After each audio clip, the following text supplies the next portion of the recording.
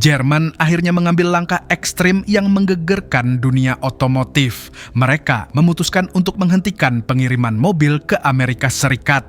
Keputusan ini membuat Presiden Donald Trump terkejut bukan main karena selama ini ia merasa kebijakan tarif impornya akan memperkuat industri mobil domestik Amerika.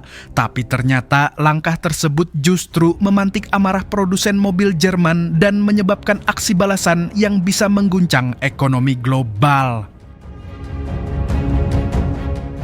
Dalam perkembangan yang dramatis ini, raksasa otomotif seperti Audi dan Volkswagen tidak tinggal diam. Mereka menghentikan sementara pengiriman mobil-mobil mewahnya ke pasar Amerika sebagai bentuk protes atas tarif 25% yang diberlakukan pemerintahan Trump. Dan bukan hanya itu, Jerman kini membuka front baru dalam perang dagang, memperingatkan bahwa kebijakan sepihak seperti ini bisa berujung pada kekacauan pasokan mobil global. Inilah fakta-fakta mengejutkan di balik blokade mobil Jerman ke Amerika.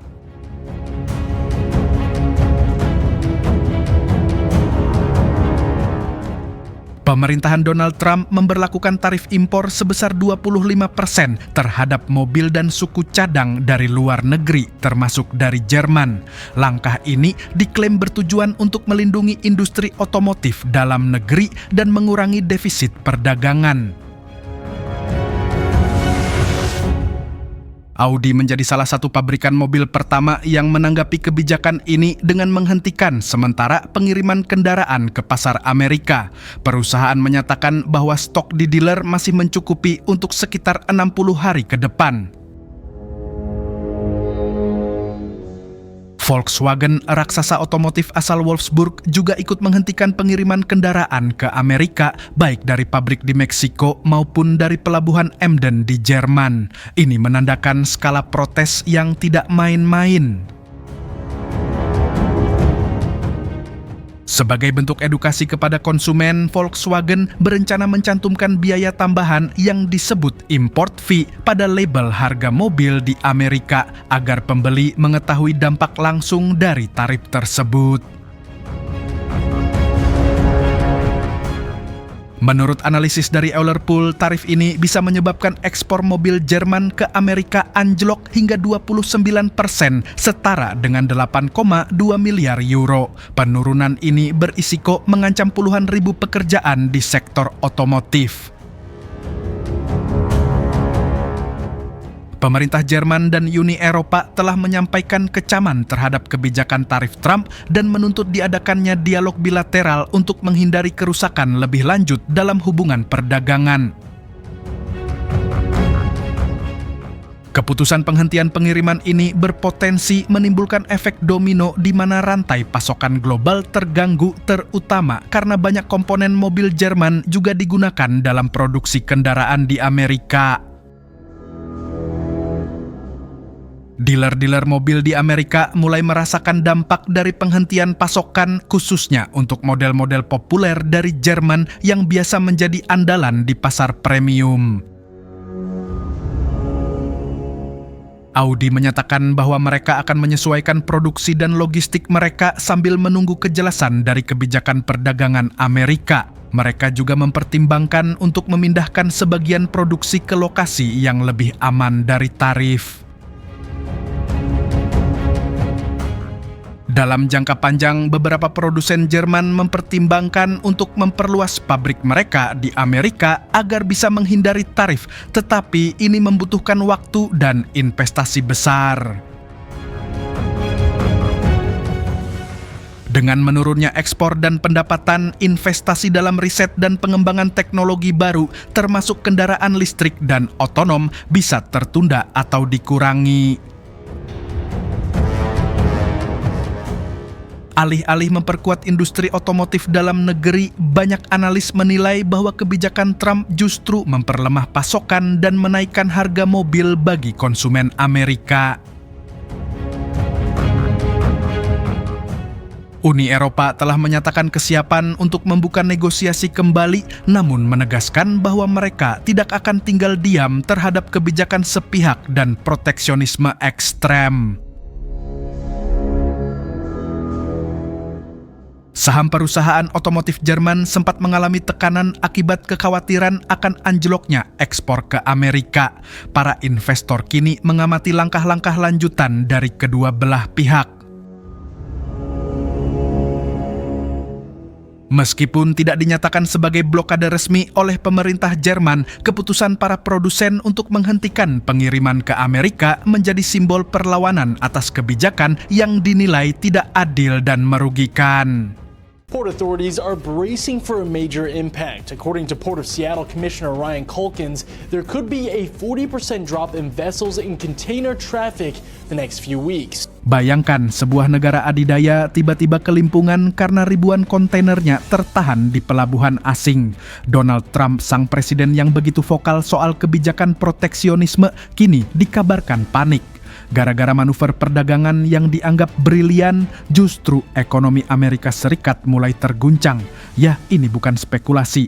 Lebih dari 10.000 kontainer barang asal Amerika kini terjebak tak bisa masuk pasar global. Perdagangan macet, ekspor lumpuh, dunia menonton, tapi Trump tak bisa lagi bersuara lantang. Siapa sangka perang dagang yang dipicu dari Gedung Putih kini berbalik menghantam jantung ekonomi Amerika sendiri. Ketika Cina membalas dengan cara yang tak terduga membatalkan rute kapal-kapal kargo utama jutaan dolar barang dagangan Amerika, kini tak punya tujuan. Semua tertahan di pelabuhan Asia menumpuk tanpa kepastian. Apakah ini akhir dari dominasi dagang Amerika atau justru permulaan bencana ekonomi global yang lebih besar?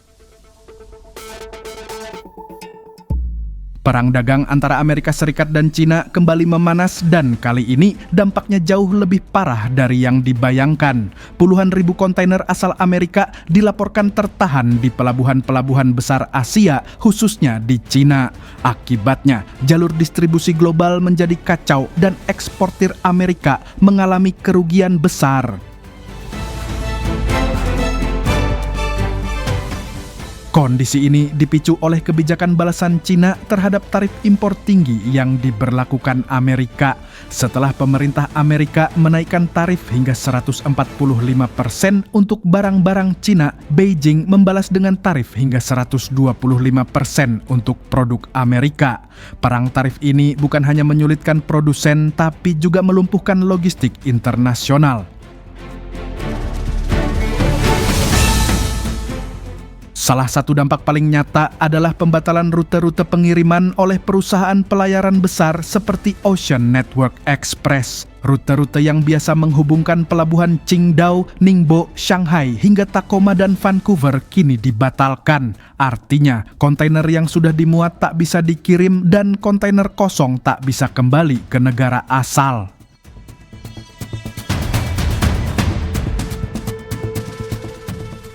Akibatnya, terjadi penumpukan luar biasa di pelabuhan Cina dan Korea Selatan.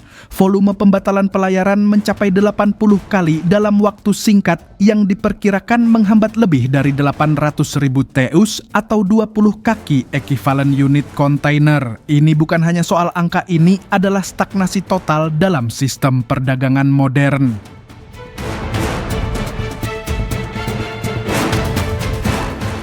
Para pengusaha Amerika yang bergantung pada ekspor kini mengeluhkan keterlambatan pengiriman dan kerugian miliaran dolar. Banyak barang seperti produk pertanian, elektronik, dan alat berat tidak bisa dikirim ke Asia. Mereka menumpuk, rusak, dan kehilangan nilai jual.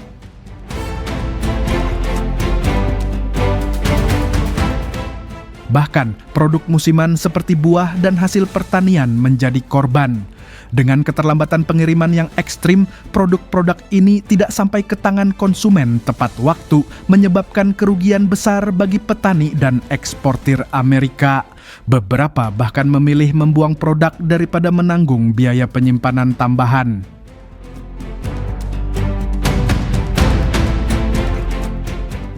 Sementara itu, Asosiasi Pengusaha Indonesia turut menyuarakan kekhawatiran. Mereka menilai bahwa efek domino dari konflik ini bisa merembet ke negara berkembang seperti Indonesia. Lonjakan biaya logistik, kelangkaan kontainer kosong, hingga potensi banjir produk murah dari Cina bisa mengguncang pasar domestik. Kondisi ini mengingatkan kembali pada masa pandemi COVID-19 di mana kontainer-kontainer tertahan di satu negara dan menyebabkan kekosongan di negara lain. Situasi serupa kini terjadi lagi, hanya saja kali ini dipicu oleh ego politik dua negara adidaya. Di tengah kekacauan ini muncul upaya negosiasi. Pemerintah Amerika dan Cina sempat mengumumkan kesepakatan menurunkan tarif Amerika ke angka 30% dan Cina ke angka 10%. Namun, banyak pihak menilai ini sudah terlambat. Kerusakan logistik dan ekonomi sudah terlanjur terjadi. Pakar ekonomi menilai bahwa pemulihan sistem rantai pasok global tidak bisa dilakukan dalam hitungan minggu. Bahkan, jika tarif turun hari ini, dampaknya mungkin baru terasa beberapa bulan ke depan. Ini memperlihatkan betapa rentannya sistem perdagangan global yang terlalu bergantung pada stabilitas politik.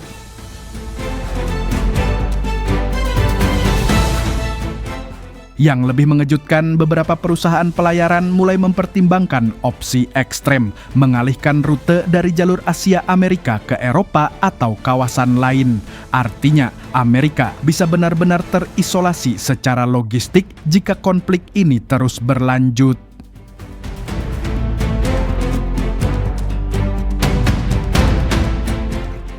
Ironisnya, tujuan awal perang dagang melindungi industri dalam negeri justru berbalik menjadi bumerang.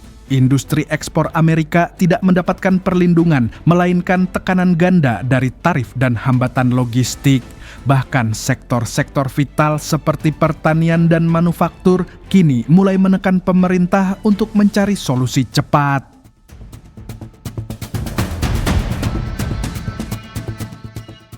Di sisi lain, Cina tampaknya justru semakin agresif dalam mencari pasar alternatif. Banyak produk yang semula dikirim ke Amerika kini diarahkan ke Asia Tenggara, Afrika, dan Amerika Selatan. China pun berusaha memperkuat ikatan dagangnya dengan negara-negara BRICS sebagai langkah strategis.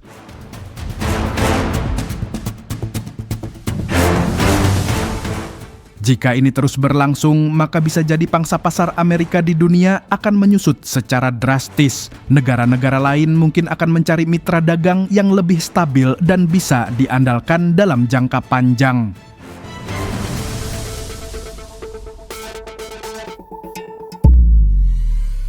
Pertanyaannya, kini apakah pemerintah Amerika akan terus mempertahankan sikap keras atau mulai menyadari bahwa kekacauan logistik ini bisa menjadi titik balik yang pahit?